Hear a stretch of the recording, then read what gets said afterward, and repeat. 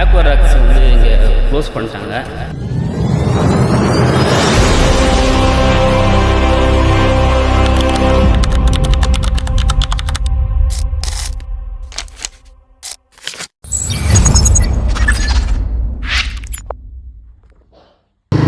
ஃபைனலாக கிட்ட வந்துட்டேன். 47 கிலோமீட்டர் இருக்குது நான் ரூம் புக் பண்ண இடத்துக்கு போகிறதுக்கு. பார்த்தீங்களா, மேகமூட்டம் மலைக்கு மேலே சூப்பராக இருக்குது இடம். பார்க்குது சில்லுன்னு அடிக்குது காற்று. கரெக்டாக 540 கிலோமீட்ரு. ஒரு காலையில் 2 மணிக்கு அலாரம் வச்சேன். ஃபோன் எப்படியோ சுவிட்ச் ஆஃப் ஆகிடுச்சு.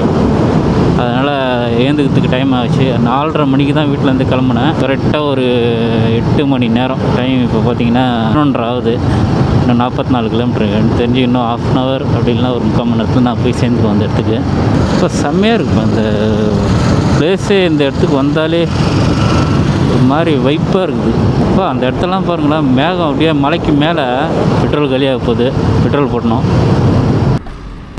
டைம் இது கம்மி தான். நான் சீக்கிரம் வந்துட்டேன்னு தெரியல. மேப்பில் 2 மணிக்கு போகிற மாதிரி காட்டுச்சுது.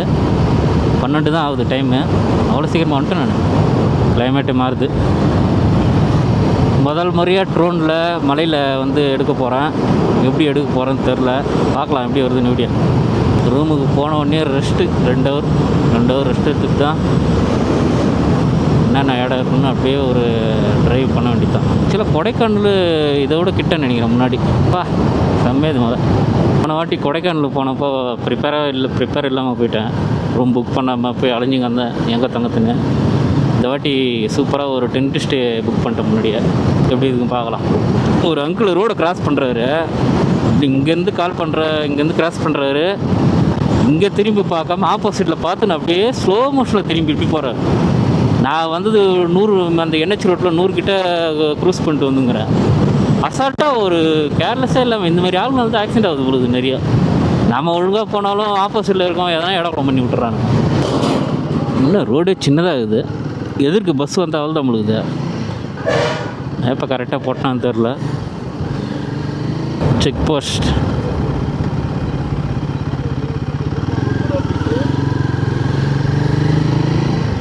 இந்த வழி சூப்பராக இருக்கும்பா. நான் பார்த்துருக்கேன், முன்னாடி வந்திருக்கேன். ஆனால் நாங்கள் கொழுகு மலை போல்.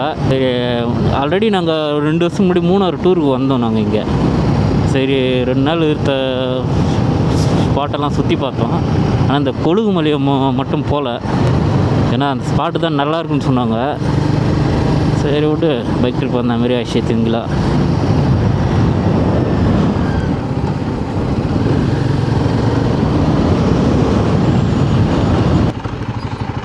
கொழுகுமலை போகிற ரோடு தானே?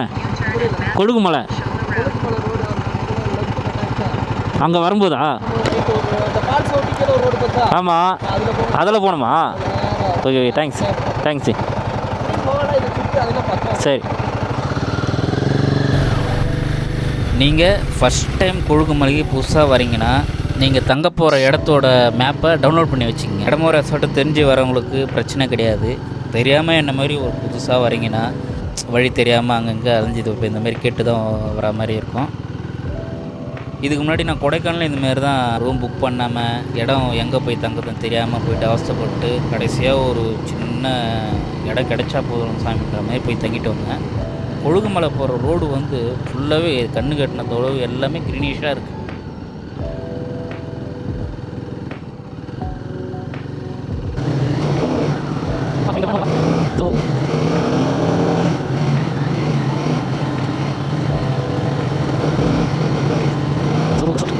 அதுமே வேறு லெவலில் இருக்குங்க இந்த இடம். ரைட் சைடு கொஞ்சம் ஸ்லிப்பானால் கூட அவள் தான் கீழே தான் வந்து ஆகணும். நான் தங்குற இடம் இந்த மாதிரி இடத்துல இருக்குன்னு சத்தியமாக நான் எதிர்பார்க்கவே இல்லை. ஆனால் இந்த மாதிரி இடத்துல தங்கணும்னா எனக்கு ரொம்ப ஆசை. பயங்கரமாக இருக்குது. பள்ளத்தெல்லாம் போகிற மாதிரி இது. இதுதான் உண்மையான அட்வென்ச்சர் ரைடு. கைஸ் ஆக்சுவலாக ரொம்ப ஷாக்கிங்காக இருக்குது. உண்மையாக ஒரு 2 நாள் இங்கே வந்து தங்குனீங்கன்னா ரொம்ப நீங்கள் கொடுக்குற காசுக்கு ஒர்த்தபுளாக இருக்கும். ஏன்னா இந்த இடத்த பார்த்த உடனே நான் கண்டுபிடிச்சிட்டேன். அவ்வளோ சூப்பராக இருக்குது இந்த இடமே. ஃபைனலாக நம்ம புக் பண்ண இடத்துக்கு வந்தாச்சு. வண்டி இந்த இடத்துல பார்க் பண்ணிவிட்டு ஒரு 500 மீட்ரு இன்னும் டவுனில் போனோம். நல்லா பசி எடுக்குது, ஆனால் சுத்தமாக கையில் காசு இல்லை. இப்போ அந்த மாதிரி டைமில் உங்கள் கையில் ஒரு 500 கட்டு கச்சா எப்படி இருக்கும்? இப்போ ஒரு அந்த மாதிரி சுச்சுவேஷனில் தான் இப்போ என் மைண்டு தாட்லாம் ஓடிட்டு இருக்குது. நான் ஒரு டென்ட்டு ஸ்டே பண்ணி தங்கணும்னு ஆசைப்பட்டேன், ஆனால் நான் இந்த அளவுக்கு ஒரு சூப்பரான இடத்துல பண்ணியிருப்பேன்னு நினச்சே பார்க்கல. இந்த இடமும் இந்த இடத்த சுற்றி இருக்க அந்த மலையும் நான் ரெஸ்ட் எடுக்கலான்ற எண்ணத்தையே மறக்க வச்சிச்சு.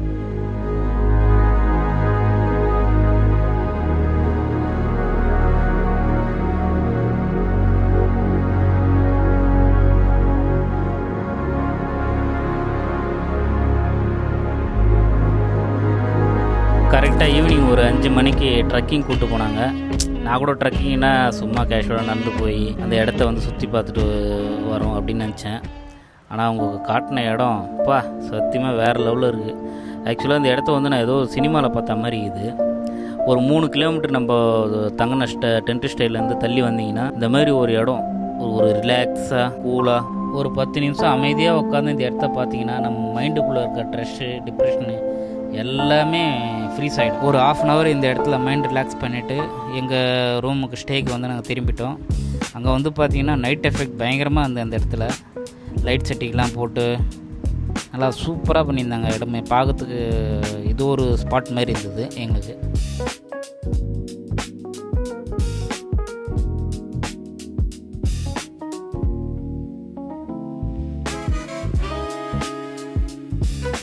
ஆக்சுவலாக நைட்டில் இங்கே ஃபயர் கேம்பிங் வச்சுருந்தாங்க.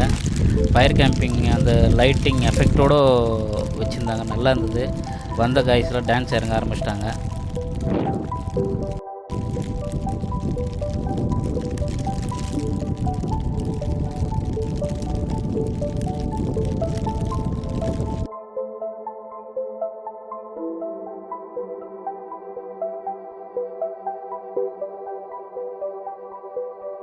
ஃபயர் கேம்பிங் முடிஞ்சோடனே நைட்டு 9 மணிக்கு டின்னரை முடிச்சுட்டு காலையில் 3:30 மணிக்கெலாம் கிளம்பணுன்ட்டாங்க இங்கேருந்து. அதனால் சீக்கிரம் ரெஸ்ட் எடுக்க கிளம்பிட்டோம். 4 மணி கரெக்டாக ட்ரெக்கிங் ஏறப்போகிறோம் வண்டியில். அதாவது 3:30 மணிக்கெலாம் கிளம்பணும்னு சொல்லிட்டாங்க. ஆனால் வண்டி வந்தது பார்த்திங்கன்னா 4 மணி கரெக்டாக வந்தது.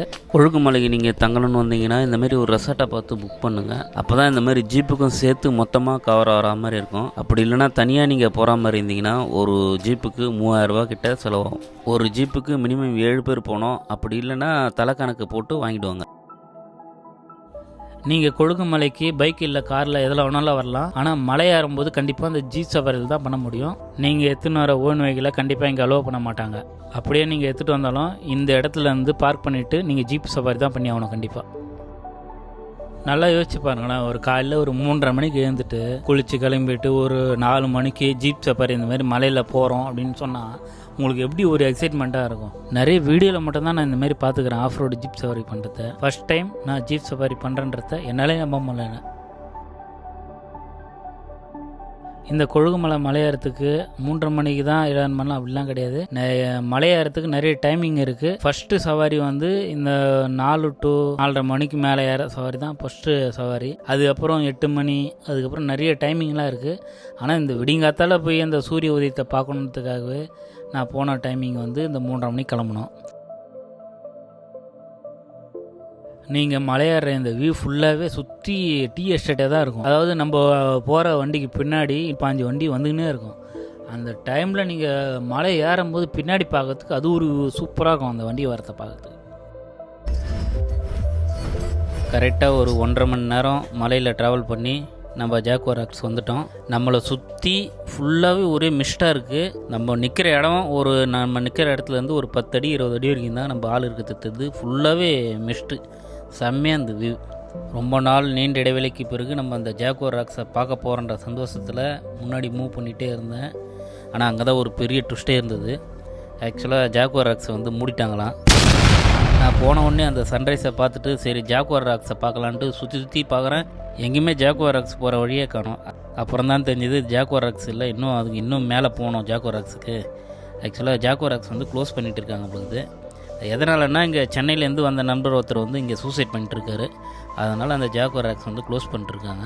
சரி மனசை இரும்பாக்கிட்டு சரி ட்ரோனை இங்கே பறக்க விட்டு ஒரு வீடியோ எடுக்கலான்ட்டு ட்ரோனை எடுத்தால் ஒருத்தர் வந்து இங்கே ட்ரோன் எடுக்கக்கூடாதுன்ட்டார். அப்படியே நீங்கள் ட்ரோன் எடுத்தாலும் அதுக்கு 1500 ரூபா நீங்கள் காசு கட்டிட்டு நீங்கள் எடுத்த வீடியோவும் ஃபுட்டேஜும் குத்துட்டு போகணுன்ட்டார். சரி பரவாயில்ல 1500 கொடுத்துட்டு வீடியோ எடுத்துலாமான்ற ஐடியாவுக்கு வந்தேன். ஆனால் இங்கே அடிக்கிற காற்றை பார்த்தா நம்ம சின்ன டாய் ட்ரோன் வந்து பிச்சின்னு போயிடும் காற்றுல. ஆனால் இந்த இடமே உண்மையிலேயே ஒர்த்தபுளான இடம். சரியாக இருந்தது இந்த வியூ பாயிண்ட்டு, அந்த சில்லுன்னு இருக்க அந்த கிளைமேட்டு நல்லா சூப்பராக இருந்தது. இங்கேருந்து பார்க்குறதுக்கு இதுவே வேறு லெவலில் இருந்தது அந்த வியூ பாயிண்ட். நீங்கள் கொழுக்கு மலைக்குன்னு தனியாக ட்ரிப்பு வரத்துக்கு பதிலாக மூணாரையும் சேர்த்து ஒரு 3 நாள் பேக்கேஜாக வந்தீங்கன்னா அந்த 3 நாள் பேக்கேஜ்லேயே நீங்கள் கொழுமலையும் பார்த்துட்டு அப்படியே நீங்கள் வீட்டுக்கு போயிடலாம். ஆக்சுவலாக நம்ம வேன் கேப்டன் வந்து ஒரு 1/4 hour டைம் கொடுத்தாரு. ஆனால் நாங்கள் இந்த இடத்த வந்து ஒரு 1/2 hourலேயே பார்த்து ஃபோட்டோலாம் எடுத்து முடிச்சாச்சு. அப்படியே கீழே ஒரு டீ கடை இருக்குது, சூடாக டீ அடிச்சுட்டு கிளம்ப வேண்டியது. நாங்கள் ஏறும்போது ஃபுல்லாக இருட்டாக இருந்ததுனால இந்த இடத்த ரசிக்கலாம். ஆனால் இறங்கும்போது பார்த்தீங்களா இந்த இடம் எவ்வளோ சூப்பராக இருக்குதுங்க. காலையில் ஏறும்போது இந்த ரோட்டில் தான் ஏறினாலும் எனக்கே டவுட் ஆகுது. ஏன்னா அந்தளவுக்கு ஒரு டாப்பான ஹில் ஸ்டேஷன் இது.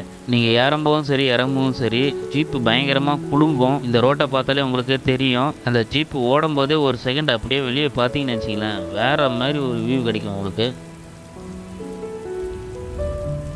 நீங்கள் எந்த வித பயமும் இல்லாமல் உங்களுக்குள்ளே ஒரு சேஃப்டியாக போகிற ஃபீலிங் இருக்கும். அதுக்கு முக்கியமான காரணம் இங்கே ஜீப் ஓட்டுறவங்க இவங்களால தான். இந்த கொழுகுமலையில் ஜீப் ஓட்டுற எல்லாருக்குமே ஒரு ராயல் சல்யூட் அடிக்கிறேன். ஏன்னா வேறு லெவலுங்க இங்கே ஓட்டுறது. அதுவும் நாங்கள் போன வேணும் எல்லாரையும் ஓவர்டேக் பண்ணி பத்திரமா ரூமுக்கு தந்து விட்டாப்புல. Hi bro. ப்ரோ தான் வந்து நம்ம வந்த இந்த ஜீப்போட கேப்டன். நார்மலாக வந்து நம்ம ஜிஎஸ் ரோடு NH ரோட்டில் தான் வந்து ஓவர்டேக்கிங் பண்ணி போவோம். அண்ணா வந்து மலைப்பகுதியிலே எல்லா ஜிபியும் ஓவர்டேக் பண்ணிருந்தாரு. Super bro. கண்டிப்பாக எங்கள் ஃப்ரெண்ட்ஸ்கிட்ட சொல்கிறேன். இன்னொரு வாட்டி நானே கால் பண்ணுறேன். Okay bye. ஓகே கைஸ், ஃபைனலாக நம்ம ரூம் வந்து கிளம்பியாச்சு. இவ்வளோ லாங் செலவு பண்ணி வந்ததுக்கு நல்ல ஒரு சூட்டபிளான மெமரியை நான் சேவ் பண்ணி வந்திருக்கேன்னு நினைக்கிறேன். நம்ம இங்கேருந்து போகிற வழியிலேயே மூணாருடைய அந்த வியூ பாயிண்ட்டெல்லாம் நம்ம கவர் பண்ணி அப்படியே வீட்டுக்கு கிளம்ப போகிறோம். நம்ம சேனலுக்கு யாருன்னா புதுசாக வந்திருந்தீங்கன்னா மறக்காமல் நம்ம சேனலை சப்ஸ்கிரைப் பண்ணி வச்சுங்க.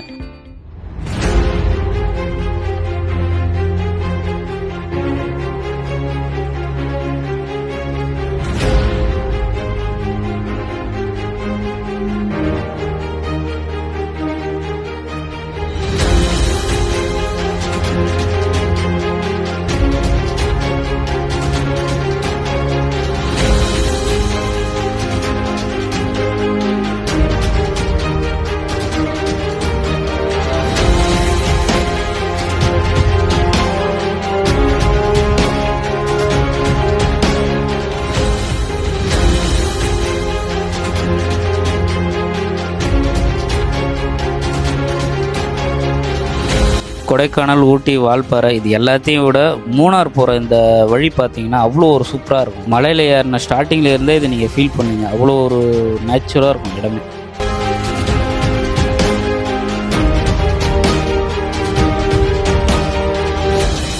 அப்படியே நம்ம ட்ரோன் கூட விளையாடிட்டு வீட்டுக்கு கிளம்பிட்டேன். மறுபடியும் அடுத்த ஒரு சோலோ ட்ரிப்பில் உங்களை மீட் பண்ணுறேன். அது வரைக்கும் stay tune my channel. Okay bye.